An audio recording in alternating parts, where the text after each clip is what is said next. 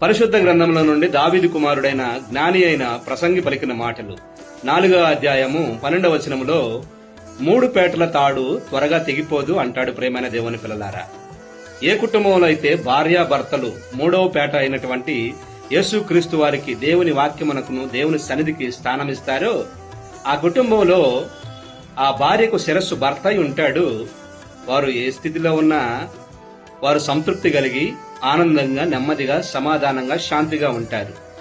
ఏ కుటుంబంలో అయితే 3 పేటల త్రాడు అనగా యేసుక్రీస్తు వారికి దేవుని సన్నిధికి వాక్యానికి స్థానం ఉండదో ఆ కుటుంబంలో భర్తకు శిరస్సు భార్య అయి ఉంటది, స్త్రీ అయి ఉంటది.